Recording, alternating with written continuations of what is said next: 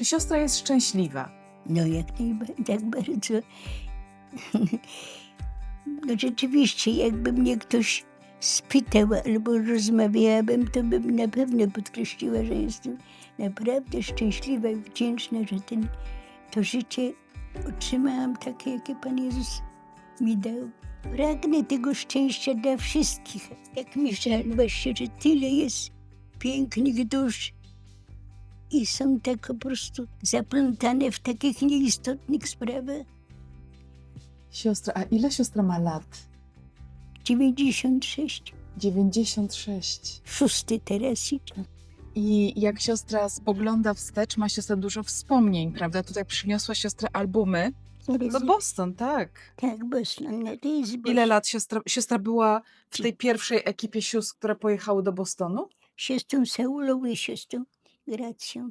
I siostry pierwsze pojechały zakładać nasz dom za oceanem. Tak. Jakie to było przeżycie, siostro? Wiesz, siostry, że przypominam sobie, w ogóle Pan Jezus mnie pozbył z jakiegoś takiego lęku, jakiegoś takiego obawy. Więc siostra pojechała, po prostu pojechała. Jezu, ufam Tobie. Bez Naprawdę, lęku. naprawdę A nie znała miałam siostra język? ani języka, siostra, ani domu jeszcze nie było. Do szkoły poszłam. Trochę się nauczyłam, żeby jednak jakiś kontakt był. Który to był rok, siostro? To był 80 lata chyba, 10 lat. Tak. No i w każdym razie jeszcze byłam pełna energii. Podziwiałam matkę Paulinę, że w ogóle miała odwagę mnie posłać. Nie. Podziwiałam, widziałam swoją, w ogóle cokolwiek mi Pan Jezus dawał, to wszystko widziałam, że się do tego nie nadaje absolutnie. Naprawdę, nawet jak zostałam wychowawczynią jakiś czas, to widziałam, ale widziałam też, że będę pracować, ile będę mogła. I były dobre owoce Ale tej pracy. faktycznie Pan Jezus wybiera naprawdę słabe po prostu siły. Jakby siostra mogła jeszcze raz powiedzieć, jest ten taki szczególny moment, w którym siostra odkrywa powołanie, tak? Jakieś wydarzenie takie. I ja właśnie pewnego wieczoru pamiętam tak jasno, że tak ogarnęło mnie pragnienie być siostrą zakonną i serce takie było pełne zapału, wyobraźnia. Widziałam siebie wśród dzieci i takie marzenia były wieczorne. Mieszkałam u takiej pani uczciwej, która prowadziła takie małe stancje. Ta pani mnie skontaktowała z księdzem Granatem. Ksiądz Granat to był bratem jednej z naszych sióstr, siostry Emanueli. I jak się z nim spotkałam, z taką ogromną życzliwością, po prostu wziął mnie w taką duchową opiekę. Codzienną Eucharystię, częstą spowiedź, żeby przychodzić. Od czasu do czasu spotykał się ze mną i po prostu mówił na temat życia zakonnego. I byłam pewna, że Pan Jezus, ja od razu to zauważyłam, że to jest po prostu wola Pana Jezusa. I przyjęłam to bez Bez zastanawiania się, bez wątpliwości. zastanawiania się. Jak ja patrzę na siostrę, to ja widzę, że siostra była szczęśliwa już w tamtej Ja chwili. byłam bardzo szczęśliwa. Trochę byłam zakłopotana. Siostro, chciałam to powołanie. Tak, dobrze. Tam jest dobre zakończenie, siostro. Czytać? Tak, proszę. Niedużo jest. Szczęśliwa jestem, oddając się Bogu całkowicie w Jego dzieło. Tak zakończyłam to. To jest historia siostry powołania tutaj. Tak.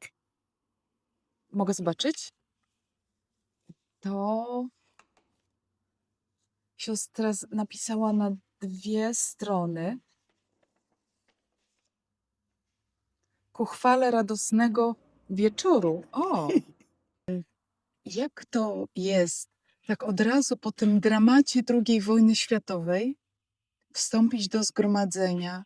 Jak siostra to przeżyła, ten cały dramat II wojny światowej? Czy siostra nie miała żadnych wątpliwości w dobroć Boga, bo to tyle I zła się wydarzyło?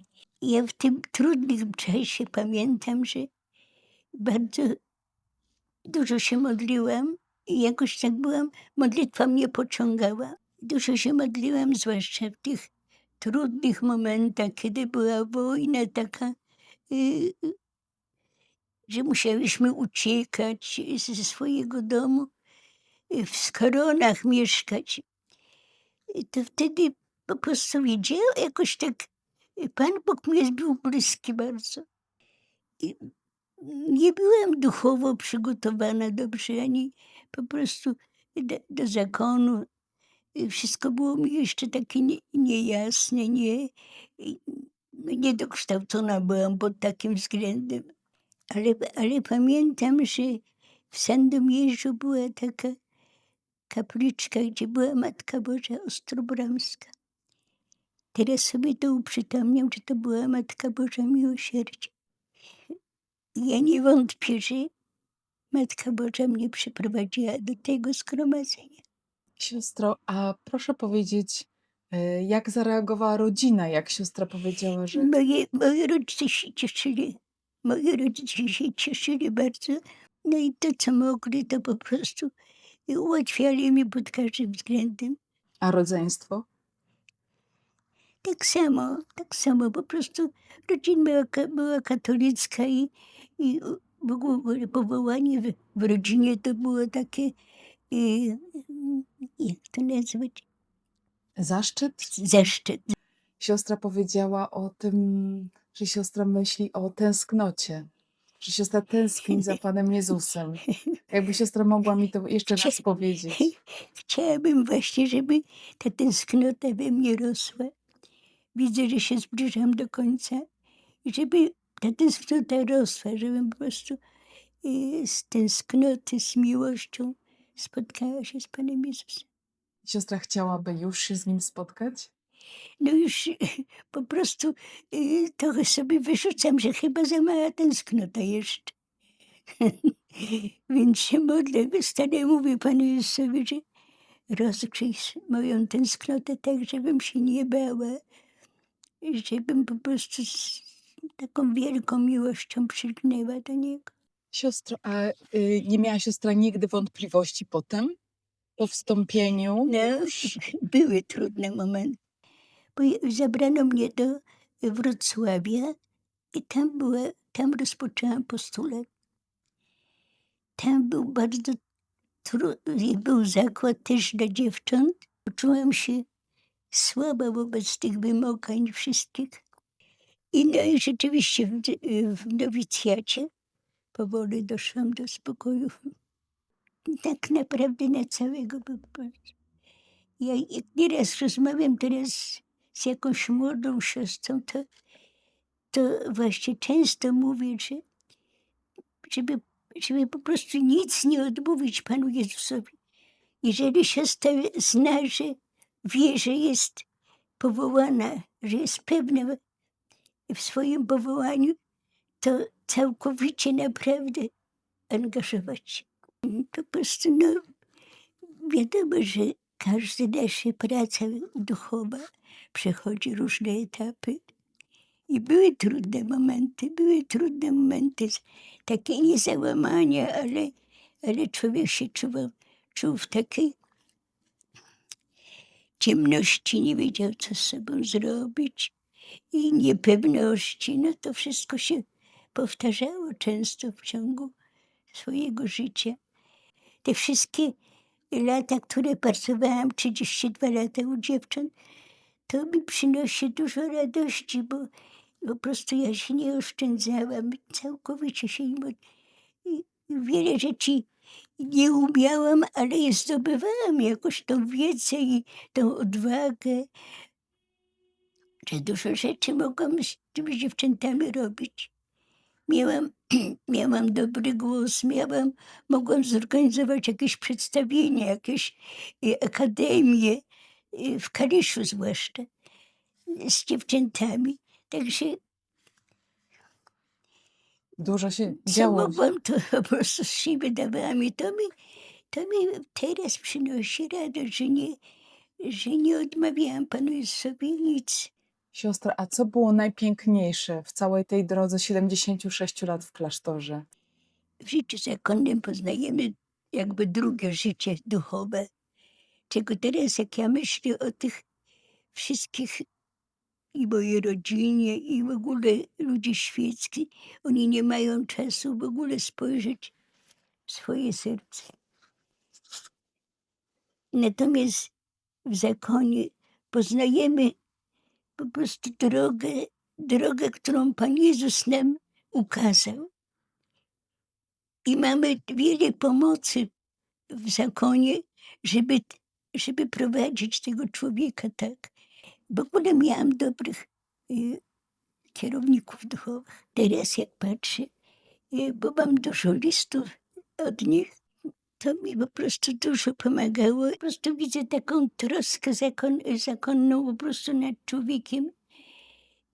Prowadzi mnie duchowo, pomaga mi w każdym momencie i przede wszystkim prowadzi mnie do zjednoczenia z Panem Jezusem. No to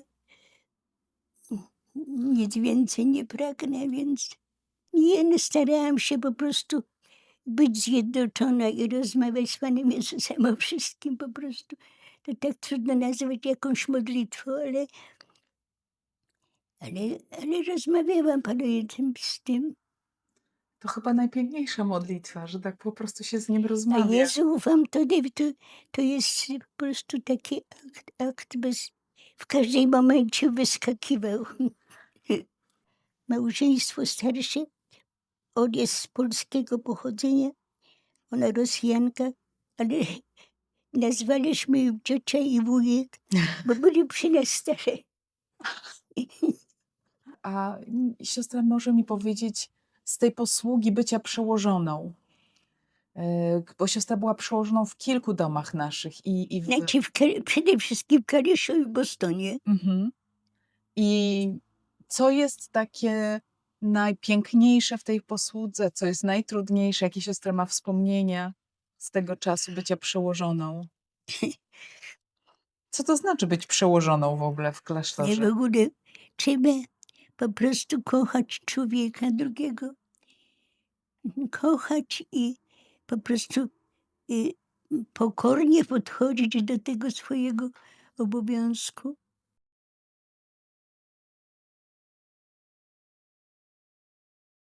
Zainteresowanie się często, od czasu do czasu przynajmniej, żeby nie zostawiać człowieka tak, bo każda siostra po prostu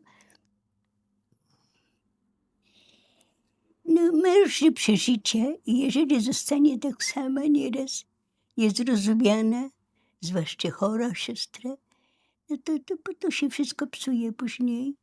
Nie ma zaufania, nie ma, lęki są. Teraz, co siostrze najczęściej wraca, jakie wspomnienie? Czy z jakiejś posługi konkretnej, jakieś wydarzenia, jakieś osoby? Jeżeli chodzi o jakieś takie radosne wspomnienia, po prostu ja powiedziałam siostrom, że kiedyś, że po prostu kocham swoją wspólnotę. Naprawdę ja nie potrafię jakoś poza wspólnotą gdzieś zostać i nie pójść, jakoś nie odpowiada, czy coś nie. Bardzo kocham swoją wspólnotę, jaka jest. I teraz, ponieważ nie słyszę i to bardzo nie słyszę, bo jak rozmawiamy z siostrą, to jest nieźle jeszcze, ale w refektarzu to jest jeden hałas po prostu i staram się skupić przy Panu Bogu. Co on siostrze najczęściej mówi ostatnimi czasy? Jeżeli mogę zapytać, ja wiem, że to jest osobiste, ale Stale przypomina mi, że to jest droga, którą mam przejść. A miałam dwie koleżanki, które tak samo pragnęły być zakonnicami. Więc kiedyś po mszy świętej w katedrze poszliśmy tak na ubocze za katedrę i mówimy: słuchajcie, nie możemy teraz, ale możemy już być zakonnicami. Po prostu przygotujemy sobie takie życie, żeby już ona coś mówiła Panu Bogu. No i zmieniłyśmy sobie imiona. Jedna z nas starsza, która już była taka duchowo bardziej wyrobiona, była taka odpowiedzialna, można powiedzieć przełożona, ale no i wyznaczyłyśmy sobie, że każdego dnia jesteśmy na mszy świętej, często spowiedź, i różne takie pomoce ludziom świeckim i spotkania raz na tydzień i każda będzie mogła powiedzieć, co mogła, co zrobiła w tym tygodniu. I tak żeśmy się formowały przez dłuższy czas. Tak byłyśmy z sobą, to były takie naprawdę święta przyjaźń. Po prostu ja pamiętam ten moment taki bardzo piękny. Ale Pan Jezus najstarszej dał chorobę taką trudną, że ona już nie żyje, prawda? I jedna miała po prostu trudność w rodzinie, także zostałam tylko ja sama. Ale piękna inicjatywa 3 młodych dziewczyn. Ale to było, wiesz, takie piękne. Myśmy byli tak z sobą złączone. Taka prawdziwie piękna przyjaźń, święta przyjaźń. Czy siostra jest szczęśliwa? No jak tak bardzo. No rzeczywiście, jakby mnie ktoś spytał albo rozmawiałabym, to bym na pewno podkreśliła, że jestem naprawdę szczęśliwa i wdzięczna, że to życie otrzymałam takie, jakie Pan Jezus mi dał. I pragnę tego szczęścia dla wszystkich, ale po prostu modlę się. Tak mi żal właśnie, że tyle jest pięknych dusz i są tak po prostu. To jak by siostra poradziła, jak mogą szukać prawdziwego szczęścia? Co mają robić? Jak to się robi? Jak się szuka prawdziwego No szczęścia? ale przede wszystkim, czy ktoś by mi okazał, że chce się poprawić, no, że chce po prostu czegoś innego. Gdyby to okazał, to od razu bym mu wskazała po prostu zbliżyć się do Boga.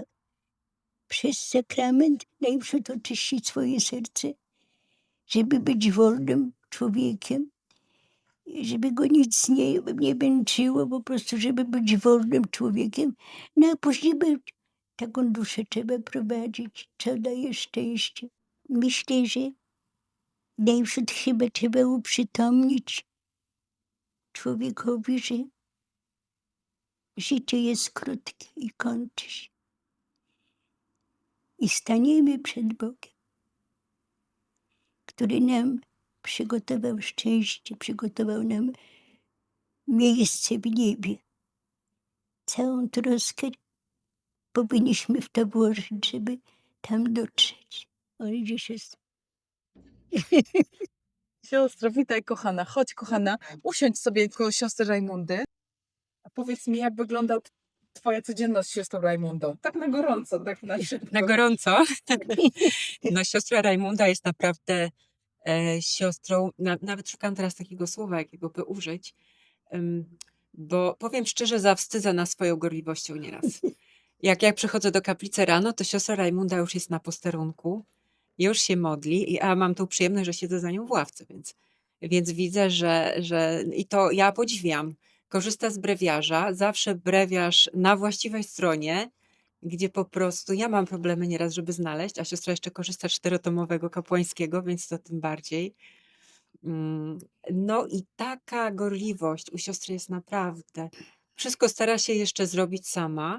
No i widać taki wielki hart ducha. To jest takie pokolenie naszych babć, które są tak zahartowane życiem. U siostry to bardzo widać. To aż promieniuje na nas, bo to rzeczywiście jest tak, udziela się. To jest taki Kochana punkt siostro, mocny, świetlny. ale Dla kochana nas. siostro, co Siostra mnie, Rajmunda już nie chce tego słuchać, pewnie znając życie. kochana siostro, ale co mnie zostało? Po prostu każdy moment pragnę wykorzystać, bo nieraz mam takie myśli, trochę mnie przygnębiają, że traciłam nieraz chyba czas, który by można było jeszcze wykorzystać lepiej, czy coś takiego. Są takie myśli, dlatego po prostu teraz chciałabym, dopóki jeszcze żyję, żeby coś jeszcze po prostu nie zaniedbać. Słyszałam od sióstr, donosiły na siostrę same dobre rzeczy, jak siostra pięknie też wchodzi w te wszystkie nowe rzeczy nasze, Tak. w No. spotkania formacyjne, jak siostra pięknie przeżywa te treści nowe, cokolwiek zgromadzenie daje i matka proponuje, żeby rozmyślać nad tym, żeby coś rozważać. Siostra jakoś niesamowicie ma takiego młodego ducha, siostro Rajmunda. Mi, mi się zdaje właściwie siostry, które mają jakieś opory, po prostu stale mówię, że nie tracimy czasu. Przecież się zbieramy. To jest ważne, że jesteśmy razem. To jest ważne, że rozmyślamy nad Pismem Świętym, nad dzienniczkiem.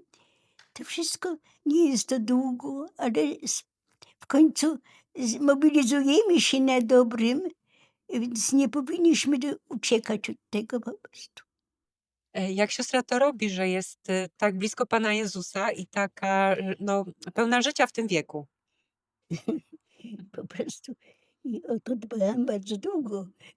O to nad tym pracowałam długo i stale mam pragnienie, żeby się naprawdę zjednoczyć z Panem Jezusem i być z Nim po prostu. Więc jak mam jakieś przeszkody takie fizyczne czy niechęci, no to walczę z Nim. Walczę. Duchowość jezuicka, jednym słowem. Jezuici. Jezuici mnie Tak, prowadzili. tak, to jest formacja taka jezuicka. Ja pamiętam z postulatu sytuację, kiedy miałyśmy bardzo dużo przedstawień. Bo to jest taka forma, to może nieraz ludzi dziwi, że siostry różne przedstawienia robią. Mnie też to dziwi, jak przyszłam do zgromadzenia. Nie spodziewałam się. Ale to jest taka dobra forma integracji grupy. Więc my rzeczywiście, nasza mistrzyni dbała, żebyśmy się dobrze integrowały, więc tych przedstawień było dużo. No i pamiętam, jak tak były te próby i obowiązki, nowa rzeczywistość i wszystko takie nowe i taki tempo życia, które było szybsze nawet niż w świecie. I pamiętam, jak siostra Rajmunda kiedyś mnie tak zatrzymała i mówi, jeszcze nie siostro, bo ja jeszcze nie byłam wtedy siostrą, bo to byłam postulantką i mówi tak, najważniejsze to tak przetrzymać, tak być takim mocnym, żeby się nie dać, żeby wejść w to wszystko, co proponują, bo to daje w życiu później hart. Równo. Pamiętam, że jak przyszłam do postulatu, to w październiku siostra skończyła 80 lat. No było to 15 lat temu. Tak, no ja dość późno wstąpiłam, więc stąd też mój nie za długi staż zgromadzeniowy, no ale właśnie tak siostra przez ten cały czas mojego życia zakonnego jest tu właśnie na Żytniej. No i siostra uwielbia śpiew. To jest cecha charakterystyczna siostry Rajmundy. Bardzo docenia śpiew liturgiczny. Nie jest jej obojętne, jakie są pieśni. Także pieśni zwykle grają, współgrają, bo był taki czas właśnie, że jeszcze chyba do zeszłego roku siostra układała teksty i wybierała te Ale miałam pieśni. kilka lat takich, jeszcze jak były siostry i postulantki i tak chyba. W każdym razie No to jeszcze y, kilkanaście lat temu, bo to już nie postulatu było nie ma od osoby, która by 15 po lat. prostu przygotowała te pieśni. I ja naprawdę to robiłam z przyjemnością, bo za mną w ogóle śpiew to dla mnie był od samego początku. Dużo śpiewałam u dzieci i w ogóle ich przygotowałam, różne piosenki. Także nasza grupa zawsze wygrywała na jakichś takich y, wspólnych szkolnych po prostu spotkaniach,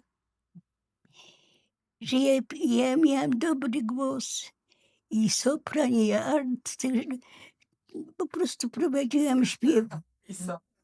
Tak, tak. A teraz Pan Jezus wszystko zabrał. Znaczy nie zabrał tej miłości do śpiewu, to zostało siostrze I dlatego, wie siostra, jak ja tu przyjechałam i widziałam taką potrzebę, to umiałam przygotować po prostu pieśni odpowiednie. Wiem, że jeden z kapelanów powiedział: siostra, jak siostra naprawdę dobrze te pieśni przygotowuje. Bo pamiętam lekcje po prostu, jak przygotowywałam się do katekizacji, to były takie lekcje, że po prostu trzeba było liturgiczne, odpowiednie pieśni do mszy świętej. Nie można było na ofiarowaniem do Matki Bożej czy do jakiegoś świętego. Ofiarowanie, komunia święta, to wszystko musi być eucharystyczne. Tylko na początku, na końcu można do świętych. No tak, no siostra ma taką cudowną zdolność, miała zawsze zauważenia tam, gdzie trzeba posłużyć. Siostra Rajmundo, z serca siostrze dziękuję. Siostra Stella może w imieniu mnie i całego zgromadzenia i wszystkich, którzy słuchają, uściskać siostrę teraz, jeżeli siostra się da. Da się uściskać? Na zakończenie. Ściskamy. Dziękuję bardzo. Dziękuję bardzo. Dziękujemy siostrze. Dziękujemy bardzo. Aha, jeszcze taka dewiza życiowa od siostry Rajmundy. Jeżeli chodzi o relacje siostrzane, mówi tak: siostro, to powiedz nam jeszcze, powiedz, odprowadzam ją do pokoju już po nagraniu, mówi, powiedz, że trzeba kochać wszystkich, że miłością się ludzi zdobywa. Przebaczać, zapominać, kochać, kochać wszystkich. Bardzo mi się to spodobało. A znowuż określenie jakiejś jej relacji z Panem Jezusem też jest w tym. Kochać i jeszcze więcej kochać. Po prostu. Jak patrzy się na tą kobietę, to nawet nie musisz wielu faktów wiedzieć, całych opowieści z datami, kto, gdzie, jak, jaką pracę robiła, w którym klasztorze posługiwała. Często, wiecie, w monologiach, jak się opisuje na koniec życia kogoś, no to dużo tam jest dat i faktów, jakie prace robił. Ale ja patrzę na owoce życia siostry Rajmundy, patrzę na to, jaka jest pełna miłości i takiej mężnej postawy, wytrwałości i podejmowania nowych trudów, ciągle gotowa. No i ja już mam opowieść o całym jej życiu. To jest myślę, że super piękne. Jak patrzysz na końcówkę życia człowieka, to ty wiesz, jakim on był całe życie. I dlatego drżę na myśl o mojej starości i robię co mogę, żeby ta starość była piękna. Inspiruję się takimi siostrami, jak siostra Rajmunda, żeby też skończyć na tym jednym słowie: miłość. Żeby te moje ostatnie miesiące, lata życia były bardzo wyraźnym świadectwem tego, że to było zawsze najważniejsze. I z tym idę w wieczność. Kochać ludzi, przebaczyć, zapominać. I Boga kochać ciągle więcej, bo ciągle za mało Go kochamy. Być wdzięcznym. Bogu dzięki za siostrę Rajmundę i wszystkie dobre siostry.